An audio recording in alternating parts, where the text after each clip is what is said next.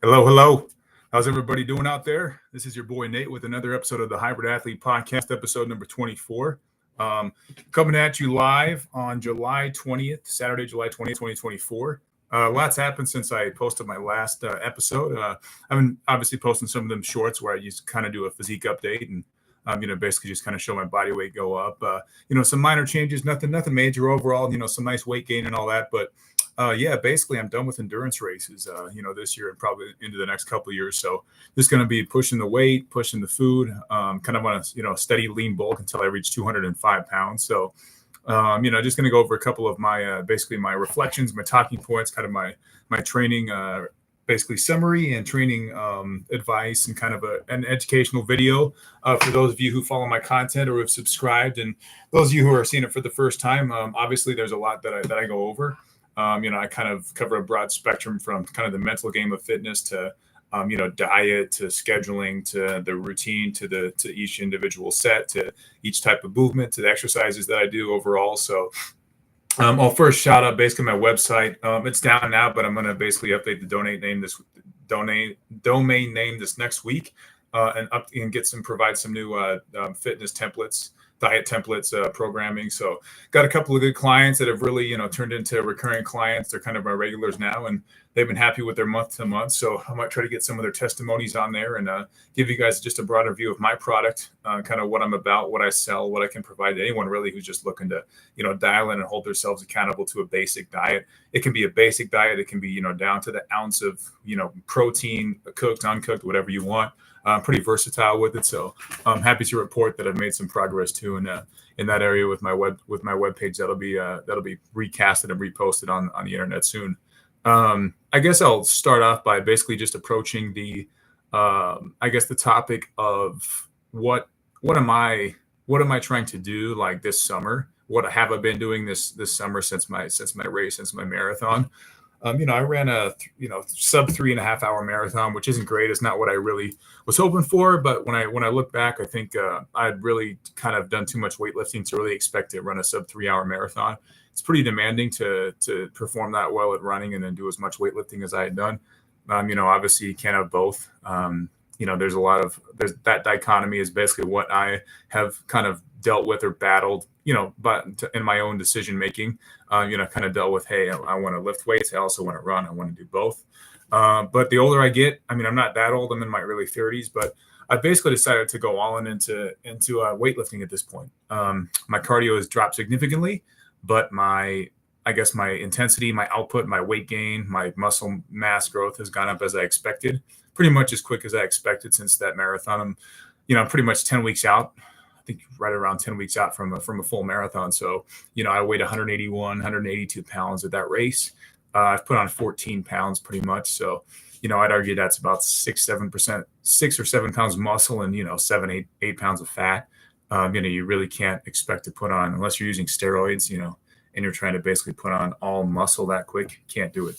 It's like intermuscular fluid, glycogen storage, and a few things that are just kind of like there, but they're not they're temporary. So it's temporary weight that's not really going to stick. For some hard numbers for you folks out there that are maybe, have been lifting for a while and are thinking, well, how much muscle can I put on?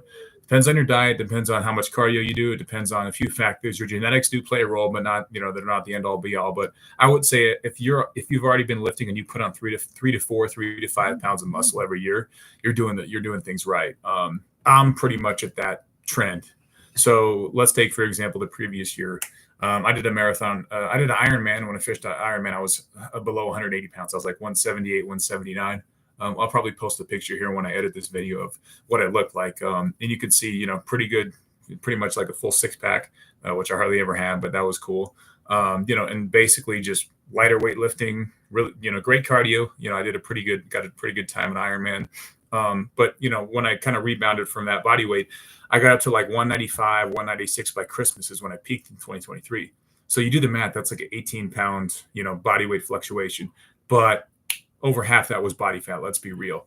I put on some decent muscle. I got pretty strong in the off season. So I think I'm going to start sharing. And even, I got a guy that can maybe record some of my top sets and some of my work in the gym, which I don't really like to be one of those guys that, records myself.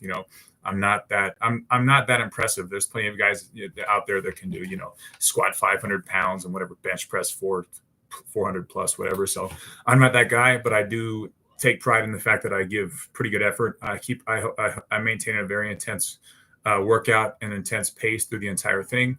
I've discovered that helps me basically work out higher volume, get a hypertrophy response, which I can speak more about in a different episode, like the science about it. But bottom line, I have quite a bit of advice to give and quite a bit of experience in terms of putting on weight at the right pace, putting on weight appropriately without taking drugs, without, doing anything extreme. So that being said, like I said, since I basically finished that race, I put on 14 pounds in a matter of 10 weeks. That's pretty decent weight gain. But again, I'm pretty satisfied with my body fat content. I think I'll make the thumbnail of this video kind of my most recent pic from this morning with kind of just a front pose. But basically, you'll see there's not too much body fat. I mean, I don't think I'm sub 10%, but I'm definitely sub 12. At the most 12, 13% body fat. So I'm pretty happy with that. And I'm lifting pretty well.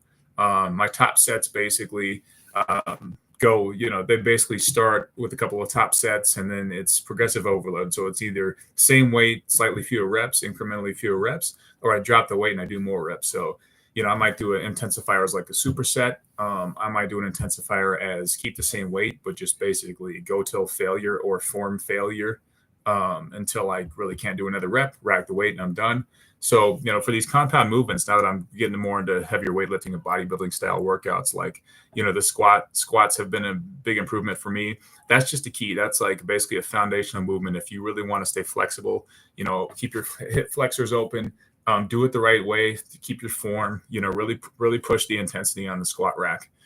Guys that are big will tell you that, man. It's the foundation of everything. Even females, even women that are into weightlifting, they realize that it's important just to keep those foundational movements. You can do a bunch of different variations of the squat. It can be a front squat, back squat, Bulgarian split squats.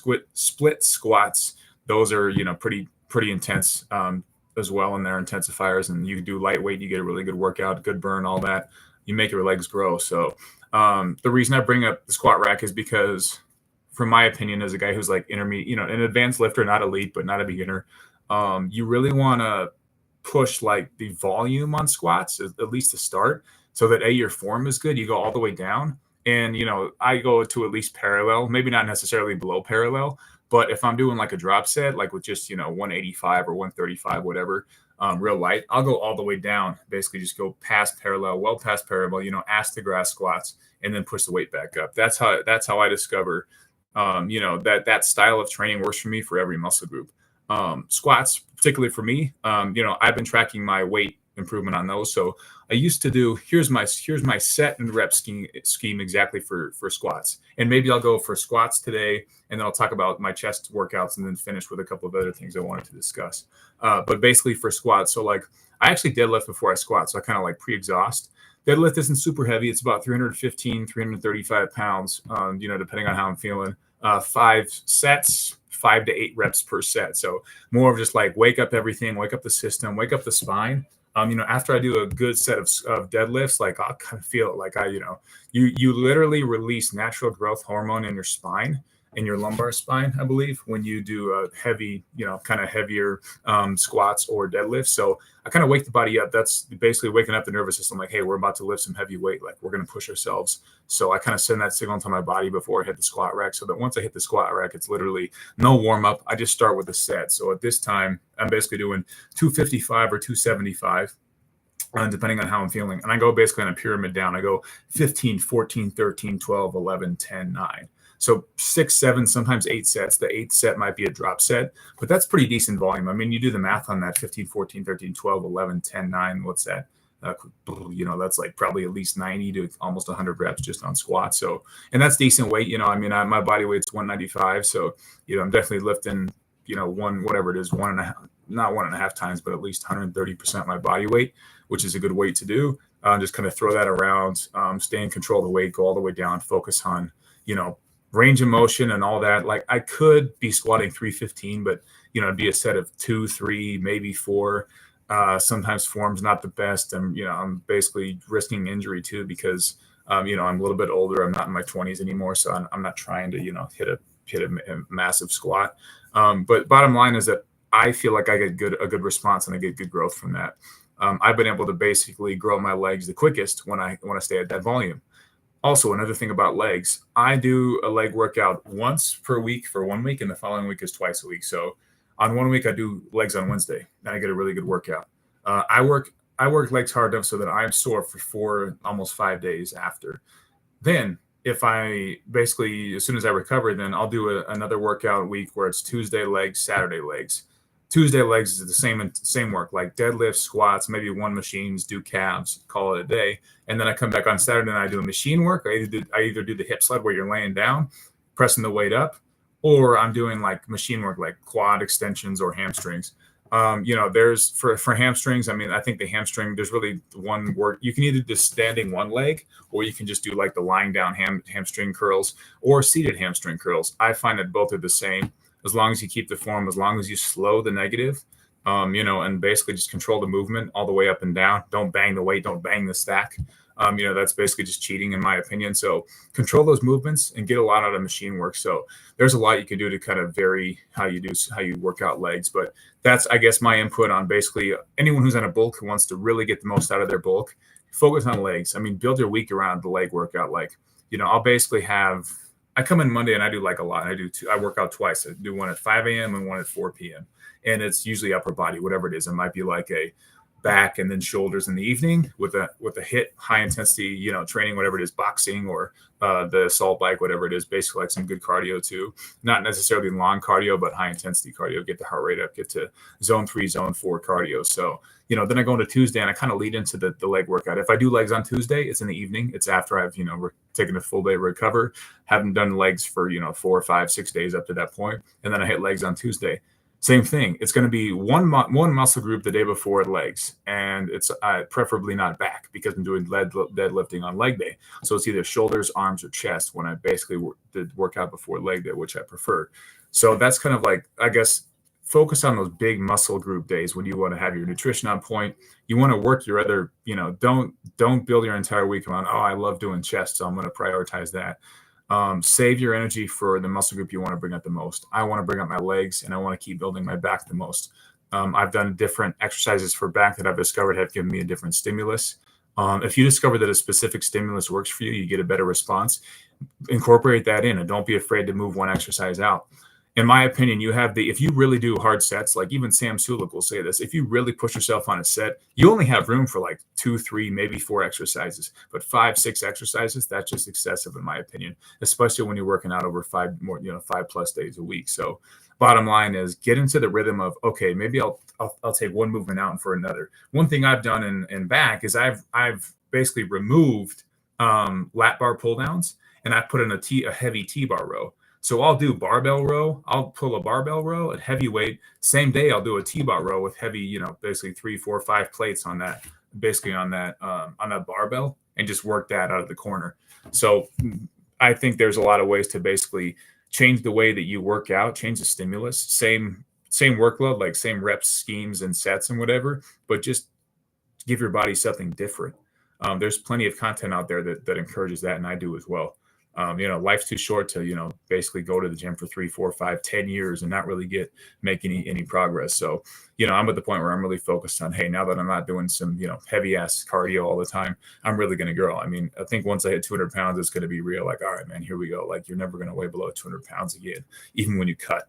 The day that I'm able to basically cut from, that'll come in 2025 when I'm able to cut from like 210, 212 down to 200 lean, 195 maybe at the lightest. That's going to be a good day because I'm going to really, kind of have that realization of, yeah, you leveled up. Like, it's really hard to do everything that I've done up to this point. But yeah, I mean, this episode is basically just a nice kind of, get you guys caught up on the last couple of months, like 10 weeks in, feeling good. I mean, I'm healthy. Joints are good. I take care of my joints. I stretch at least 20, 30 minutes on, not most evenings, but at least a couple evenings a week. I could do better at that. I ice any sore spots. I take Epsom salt baths. I do a cold plunge when I have access to that gym. So all of these are important. All of these are valuable. People have varying, opinions like, hey, do a cold plunge before the game, do a cold plunge after the game. I forget his name, but LeBron James's trainer, he's been with him since like '08 when he was with the Cavaliers. He was saying, yeah, like before the game, you can wake yourself up, get in a cold plunge, or for, enhanced recovery right after the game, jump into a cold plunge as well. They do 50, 55 degrees. I do as low as like 37, 38, 39 degrees, which is cold. I mean, you can stand there for 90 seconds and you're having it tough. So bottom line is, there's a lot to be basically going after. I think this is enough for this episode, just talking about kind of the strategy for, building your workouts and building your routine, kind of your macro, I guess your micro cycle, something that lasts at least a month or two. So next episode, I'll go into more detail about some of the other lifts and workouts I've been doing, and add some video and some content to this. But I think that's enough for now. Keep it 15 minutes. I think that's appropriate. So thanks everyone for watching, and we'll catch up with you next time. Take care. Bye.